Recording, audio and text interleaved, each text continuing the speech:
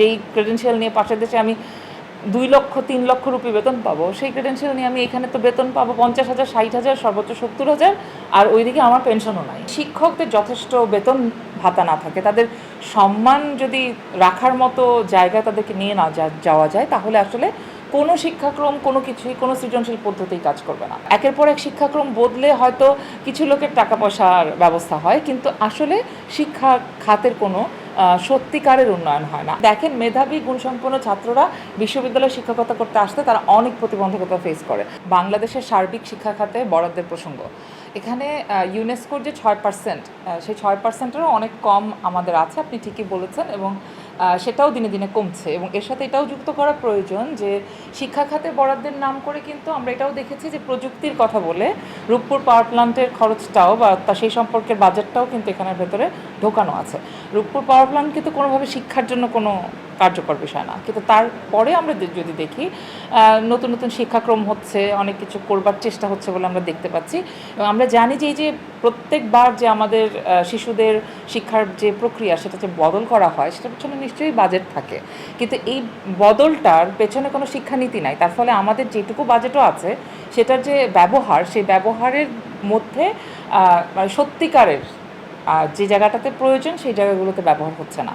এবং এই কারণে আমরা বারবার বলি যে আপনি যতই শিক্ষাক্রম করেন, যতই মানে নতুন জিনিস, সৃজনশীল জিনিস আনার চেষ্টা করেন না কেন, যদি শিক্ষকরা যথাযথ মানসম্পন্ন না হন, যদি শিক্ষকদের যথেষ্ট বেতন ভাতা না থাকে, তাদের সম্মান যদি রাখার মতো জায়গায় তাদেরকে নিয়ে না যাওয়া যায়, তাহলে আসলে কোনো শিক্ষাক্রম কোনো কিছুই কোনো সৃজনশীল পদ্ধতিই কাজ করবে না। কারণ শিক্ষক হচ্ছে এখানে একজন অত্যন্ত গুরুত্বপূর্ণ ব্যক্তি। তাকে যদি কোচিং করিয়ে তারপর জীবন ধারণ করতে হয়, তাহলে উনি বেতনই পান এত কম যে ওনাকে কোচিং করাতে হয়। তাহলে এই জায়গাটা কিন্তু মূল জায়গা। তার সাথে রয়েছে শিক্ষা উপকরণের খরচ। এখন নতুন শিক্ষাক্রমে এটা খুবই একটা বড় বার্ডেন হয়ে দাঁড়াচ্ছে আমাদের, বিশেষ করে শ্রমজীবী মানুষদের জন্য। এগুলো সব কিছুর কারণেই আমাদের শিক্ষার বাজেট অনেক বেশি হওয়া দরকার। আর ইনফ্রাস্ট্রাকচার লাগবে না বলছি না, কারণ এখনও তো বাংলাদেশে এমন অনেক এলাকা আছে যেখানে স্কুলে চাল নাই, ঝড় হলে উড়ে গেল।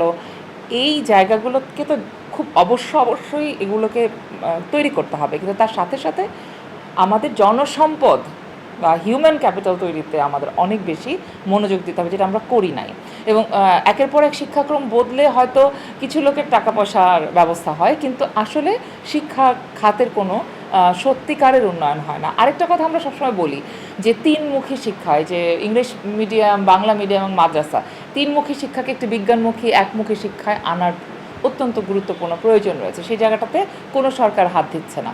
এটাও কিন্তু আমাদের শিক্ষা ব্যবস্থাটা বড় মানে কি বলবো, ড্রেনেজের জায়গা, যেখান থেকে সবচেয়ে বেশি শিশুরা ঝরে পড়ে।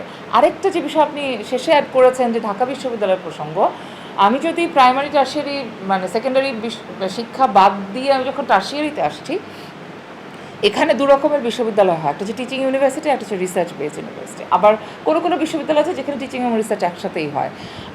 আমাদের ঢাকা বিশ্ববিদ্যালয়ের মূল চরিত্র বা আমাদের বড় 4-5টি বিশ্ববিদ্যালয়ের মূল চরিত্র হচ্ছে এটা টিচিং ইউনিভার্সিটি। আমরা শুধু পড়াই এবং এমপ্লয়মেন্টের জন্য বাচ্চাদেরকে সমাজে ছেড়ে দিচ্ছি, কিন্তু কোনোভাবে একটা দেশের কোনো বিশ্ববিদ্যালয় রিসার্চ বিশ্ববিদ্যালয় না, এটা একটা ভয়ঙ্কর ব্যাপার। কারণ রিসার্চ বিশ্ববিদ্যালয় না হলে নতুন জ্ঞান সৃষ্টি হবে না। নতুন জ্ঞান সৃষ্টি করতে হলে রিসার্চ করতে হলে ফান্ডিং লাগবে, এবং সেখানেই গবেষণা খাতে একটা বড় পরিমাণ টাকার প্রয়োজন হয়। এই যে শিক্ষাক্রম বদলে ফেললেন হঠাৎ করে কোনো শিক্ষানীতি ছাড়া, এই কাজগুলো তো বিশ্ববিদ্যালয়গুলোতে হওয়ার কথা। বিশ্ববিদ্যালয়গুলোতে রিসার্চ হবে দিনের পর দিন, সেই রিসার্চের বেসিসেই তো পরিবর্তনটা আনতে হবে ধীরে ধীরে। কিন্তু আপনি ওভারনাইট একটা চেঞ্জ করে ফেললেন, বাইরে থেকে একজন কেউ এসে বললো এখন আমি টাকা দিচ্ছি এটা চেঞ্জ করো, তাই চেঞ্জ হয়ে গেল। যখন ডিএফআইডি টাকা দিবে তখন ওরকম চেঞ্জ, যখন ধরা গেল ইউনেস্কো টাকা দিল তখন এক রকমের চেঞ্জ, যখন ইউনিসেফ টাকা দিল তখন আরেক রকমের চেঞ্জ। কিন্তু এইরকম পিসমিল পদ্ধতিতে একটা দেশের শিক্ষা ব্যবস্থা কখনো দাঁড়াতে পারে না। সুতরাং এটার জন্য একটা সুদূর প্রসারী অনেক চিন্তা করে একটা জায়গায় পৌঁছানো প্রয়োজন, এবং সেখানেই এই রিসার্চের প্রয়োজনীয়তা রয়েছে, এবং এখানেই ফান্ডিংয়ের জায়গাটা। তার সাথে সাথে যোগ করতে হবে যে আপনি যে বিশ্ববিদ্যালয়গুলোকে তৈরি করবেন রিসার্চ এবং নতুন জ্ঞান তৈরি করার মূল কেন্দ্র হিসেবে, তাহলে জ্ঞান তৈরি করতে হলে আপনাকে অবশ্যই শিক্ষিত হতে হবে, আপনাকে অবশ্যই অসম্ভব মেধাবী গুণসম্পন্ন হতে হবে। কিন্তু আপনি দেখেন, মেধাবী গুণসম্পন্ন ছাত্ররা বিশ্ববিদ্যালয়ে শিক্ষকতা করতে আসতে তারা অনেক প্রতিবন্ধকতা ফেস করে। প্রথমত রাজনৈতিক পরিচয় থাকা লাগে, সেটা হয় আপনি জোগাড় করলেন। তারপরেও যদি আপনি মেধা যদি আপনার মানে মূল বিবেচ্য হতো তাহলে একটা কথা ছিল। মেধা কখনোই আমাদের বিশ্ববিদ্যালয়গুলোতে রিক্রুটমেন্টের মূল বিবেচ্য না। পলিটিক্যাল মানে পলিটিক্যাল তার রাজনৈতিক পরিচয় অথবা কোনো বিশ্ববিদ্যালয়ে খুবই অ্যালার্মিংলি টাকা পয়সার লেনদেন এগুলো হচ্ছে, এবং এগুলো তো খুবই ভয়াবহ খবর আমাদের জন্য। তার সাথে আপনি যুক্ত করেন আরও একটি নতুন ভয়াবহ খবর, এবং এই নতুন ভয়াবহ খবরটি দেশের জন্য সার্বিকভাবে অসম্ভব অশুভ। সেটা হচ্ছে বিশ্ববিদ্যালয় শিক্ষকদেরও সার্বজনীন পেনশনের আওতায় নিয়ে আসা, যাতে মানে তাদের আসলে ভবিষ্যৎ হিসেবে যে একটা বেসিক একটা কি বলবো এক ধরনের আশ্রয় ছিল, সেই আশ্রয়টা তাদের কাছ থেকে নিয়ে যাওয়া।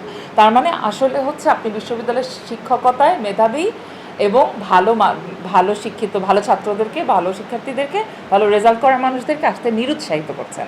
কারণ একজন সচিবেরও কিন্তু সার্বজনীন পেনশনে তারা যাননি, কিন্তু বিশ্ববিদ্যালয়ের শিক্ষকদেরকে সার্বজনীন পেনশনে নেওয়া হচ্ছে। তার মানে আসলে পেনশনটা নাই। এখন এই যে পেনশনটা না থাকা বা এই যে পেনশনটার না থাকার কারণে তার যে ভবিষ্যৎটা ঝুঁকির মুখে পড়লো, এই কারণেও আগামীতে ভবিষ্যতে ভালো ছাত্ররা, ভালো ছাত্রীরা, যাদের রেজাল্ট ভালো, যারা মেধাবী, তারা অন্য দেশে চলে যাবে, এই দেশে আর থাকবে না। গবেষণায় অবশ্যই প্রচুর বাজেট প্রয়োজন, এবং বিশ্ববিদ্যালয়গুলোতে এগুলো যাওয়া দরকার, এগুলো ইন্ডিপেন্ডেন্টলি যাওয়া দরকার। এগুলোর জন্য আলাদা বডি থাকতে পারে। UGC is not the right person or right mechanism. আলাদা রিসার্চ অর্গানাইজেশন থাকতে হবে, যেখান থেকে রিসার্চ সেন্টার থাকবে, যেখান থেকে এই ফান্ডিংগুলো দেওয়া হবে। এখন সেটা জিন বিষয়ে গবেষণা হতে পারে, সেটা আমাদের জিআইয়ের গবেষণা হতে পারে, সেটা সোশ্যোলজির গবেষণা হতে পারে, সেটা ইনট্যাঞ্জিবল কালচারাল হেরিটেজের গবেষণা হতে পারে। প্রতিটাই আমার দেশের জন্য জরুরি এবং গুরুত্বপূর্ণ।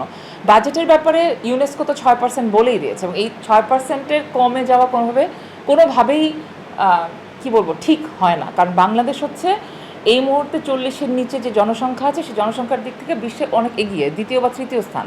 এবং এই 40-এর নিচে জনসংখ্যাকে যদি আমরা আসলে হিউম্যান ক্যাপিটালে পরিণত করতে না পারি, তাহলে আসলে যে উন্নয়নের মানে কথা আমরা, চাকচিক্যের কথা আমরা বলি, সেটা কোনোভাবেই সাস্টেইন করবে না। কারণ এই উন্নয়নটা সাস্টেইন করতে হলে মানে দীর্ঘমেয়াদী যদি প্রভাব চান, তাহলে আপনার আসলে মানব সম্পদ উন্নয়ন করতে হবে, আপনার শিক্ষিত মানুষ তৈরি করতে হবে, যারা বিভিন্ন রকমভাবে শিক্ষিত, কেউ স্কিলে শিক্ষিত, কেউ জ্ঞানে শিক্ষিত, বা যার প্রজ্ঞা আছে। এই সমস্ত কিছু করতে গেলে আপনার আসলে রিসার্চে ফান্ডিং বাড়ানো ছাড়া কোনো রাস্তা নাই। এবং মেধাবী মানুষকে রিক্রুট করার ব্যবস্থা করা, তাদেরকে তাদের যোগ্য সম্মান দেয়া, তাদেরকে সেই বেতন দেয়া। যদি পাশের দেশে আমি যদি যেই ক্রেডেনশিয়াল নিয়ে পাশের দেশে আমি 2 লক্ষ 3 লক্ষ রুপি বেতন পাবো, সেই ক্রেডেনশিয়াল নিয়ে আমি এখানে তো বেতন পাবো 50,000, 60,000, সর্বোচ্চ 70,000, আর ওইদিকে আমার পেনশনও নাই। তাহলে আমি কেন করবো এখানে কাজ? সংবাদ, ফিচার ও অনুষ্ঠানের জন্য ভিজিট করুন সংবাদ প্রকাশের ওয়েবসাইট এবং যুক্ত থাকুন ফেসবুক পেজ ও ইউটিউব চ্যানেলের সঙ্গে।